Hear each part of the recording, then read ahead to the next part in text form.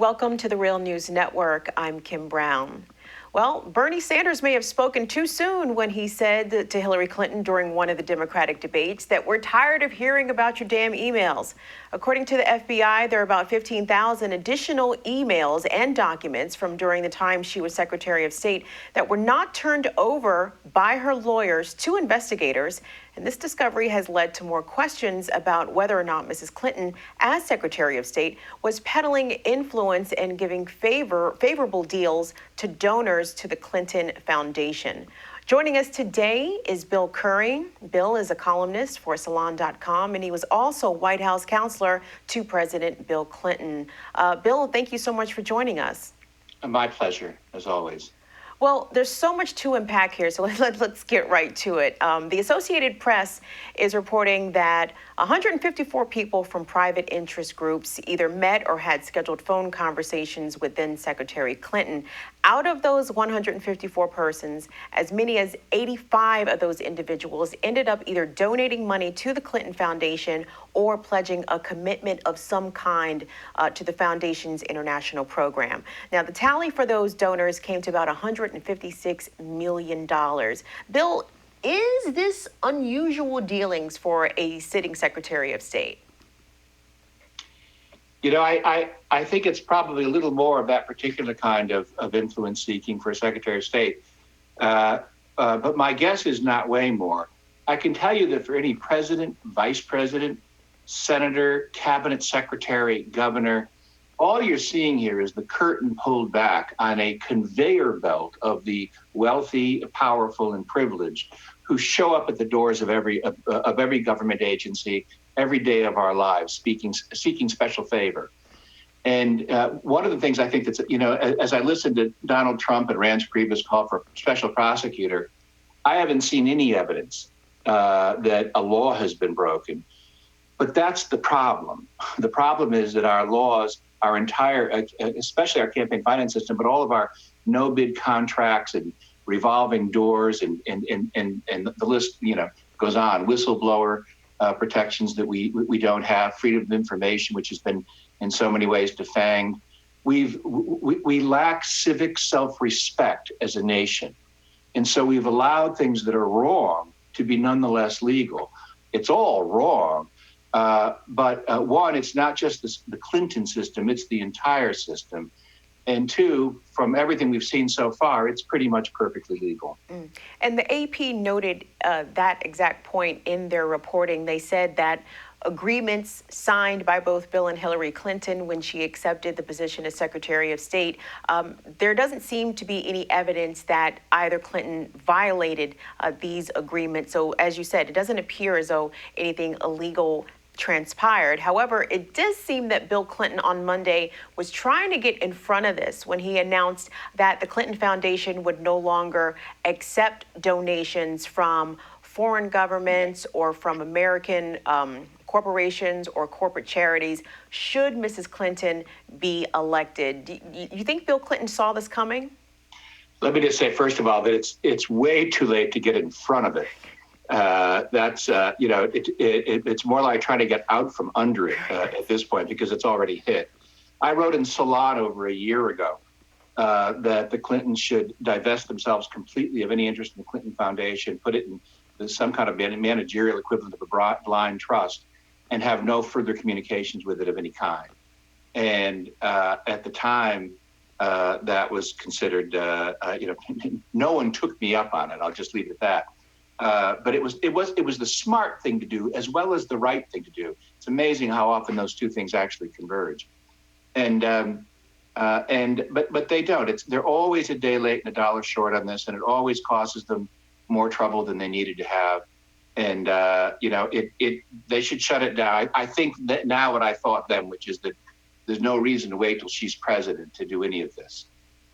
This is an intrinsically ethically problematic situation. And it's just bound to create these kinds of problems. Again, that doesn't mean that it's legally problematic. My guess is that they've been quite careful to abide by the laws, not to nuzzle up against that fence at any point, or to the best of their ability. But that's not the point. It's still wrong. It's still a problem for us, and we still want to have a different kind of foreign policy, just as we want to have a different kind of government and different kind of democracy. Mm. And there's a lot of reporting about this, not just from the Associated Press, but a variety of media outlets. One of those being the International Business Times, the IBT, is reporting that while Secretary of State Hillary Clinton gave either some sort of preference or she pushed along or pushed through a deal, an arms deal with the country of Bahrain, Bahrain also being a donor to the Clinton Foundation, Bahrain also being a notorious human rights violator. It's so hard to say that there's something not correct here. Because when you look at that sort of chain that the IBT has set out in their reporting, it looks a little nefarious at minimum.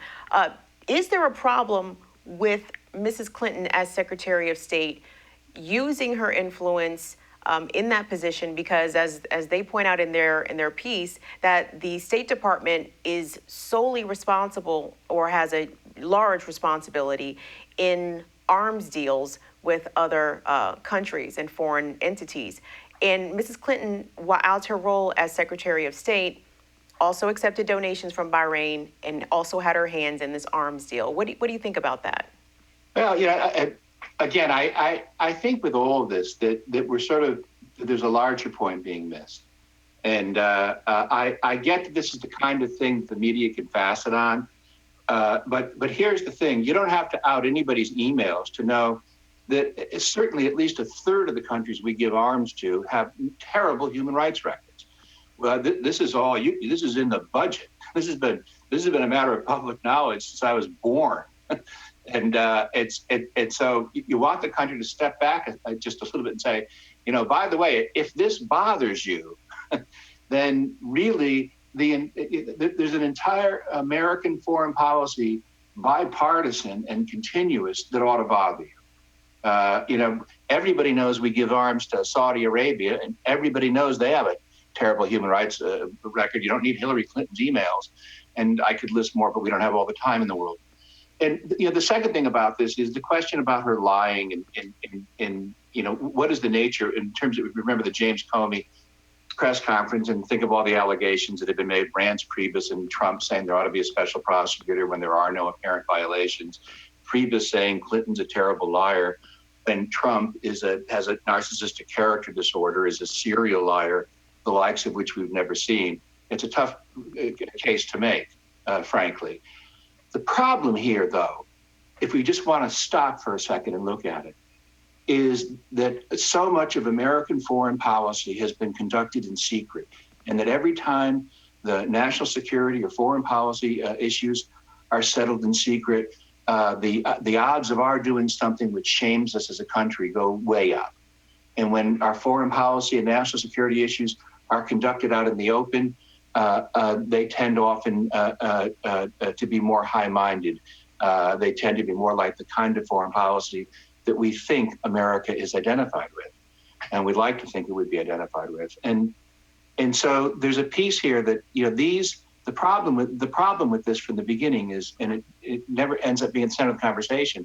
The problem is that Clinton wasn't doing this for convenience. She wasn't doing this to keep her daughter's wedding or her mom's funeral out of public scrutiny. She was doing this in order to foil freedom of information. She was doing this to take her business affairs and even her policy affairs further from the possibility of public scrutiny.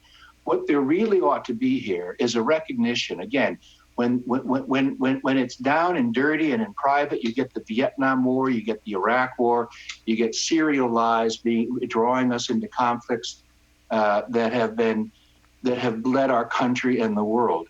And when it's done out in public, you get the Marshall Plan and the Alliance for Progress. You get better stuff.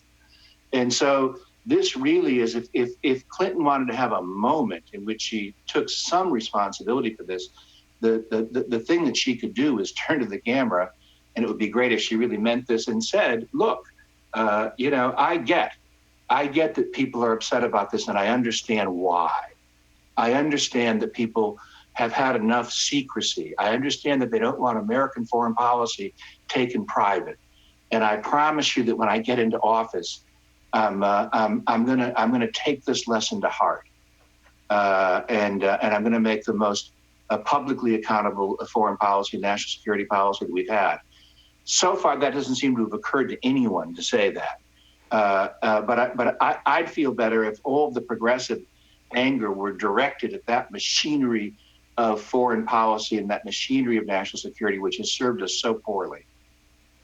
Bill, I think it was Greg Sargent of the Washington Post. He wrote today, I'm paraphrasing here, that basically this most recent revelation about these 15,000 not turned over emails, it's only being scandalized because of who it's about. It's about Hillary Clinton and about Bill Clinton.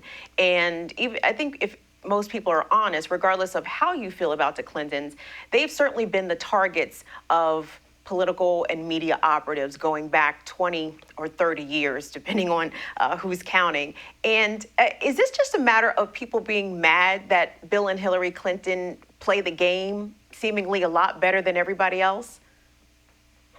Well, among elites, and especially among Republican elites, it probably is a question of people just being angry that Bill and Hillary play the game better than they do, because they are playing the exact same game, just not quite as well. But among the broader public, I think it's anger at the game itself. And again, this is, this was the point of the Bernie Sanders campaign, was that we had two huge problems. One, that the democracy is corrupt, and two, that the middle class is dying.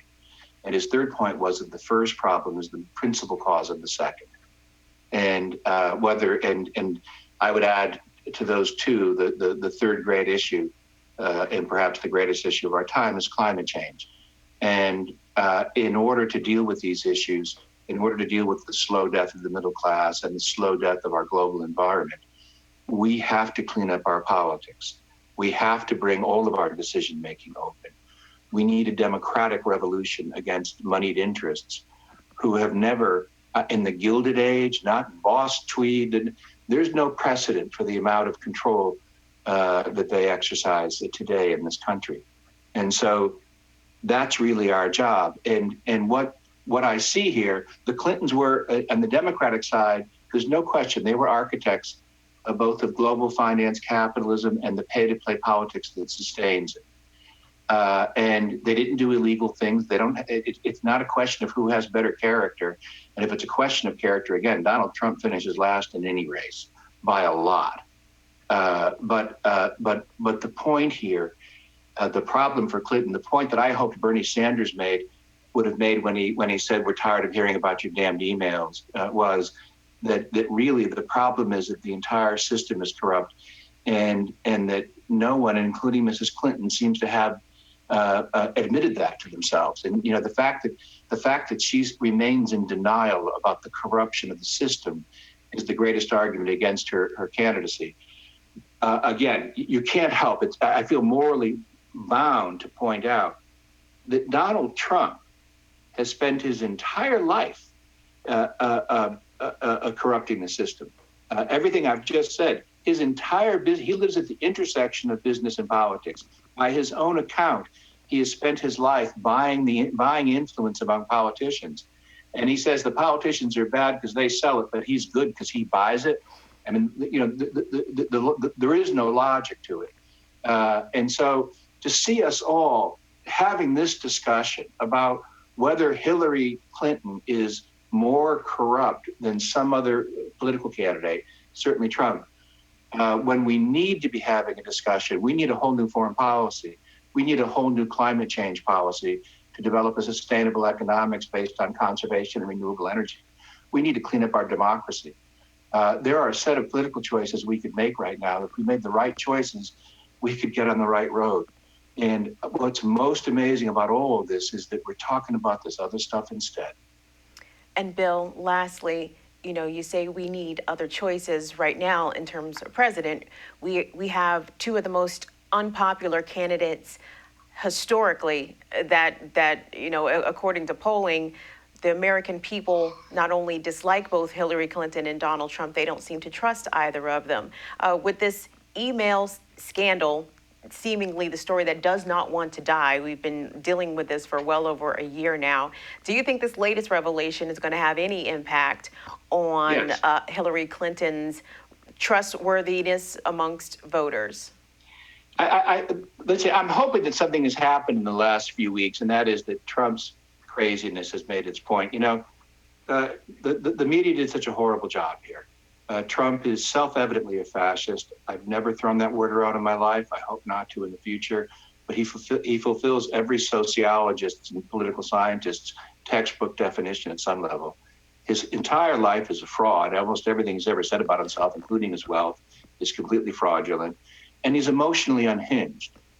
It's important for us to realize, however, as a country, that if it weren't for the mental instability, this race would probably be tied. If Trump had any impulse control, apparently the fact that he's a fraud and a fascist wouldn't have been enough to take him out.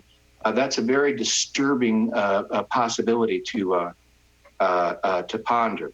And I look at this, and I very much want him to lose. I really do believe that progressives are better off by a lot by not electing Donald Trump, and that means electing Hillary Clinton. End of story. And the question to me is what do we do at 8:01 that night? I hope Trump loses in a landslide. I don't even care what state you're in. This is the closest that someone so fascistic has come to the White House in the history of our country. I hope it's at least a double-digit defeat in the end.